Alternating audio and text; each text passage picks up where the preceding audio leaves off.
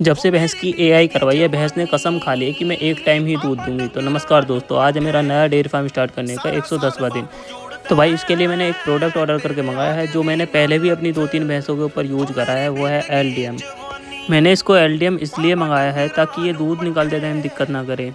मैंने इसको सुबह 100 ml दिया था और अब 100 ml दिया है दूध निकालने से पहले, और अभी रिजल्ट आपके सामने है। ये बिल्कुल शांति से खड़ी है और दूध निकालने में कोई दिक्कत नहीं कर रही है। तो आप भी अपने पशु के लिए एलडीएम मंगा सकते हो। यदि आपका पशु भी एक टाइम दूध दे रहा हो और एक टाइम दूध नहीं दे रहा हो, या फिर आपके पशु का बच्चा मर गया हो, तो आप उसको एलडीएम पिलाकर दोनों टाइम दूध पर ला सकते हो।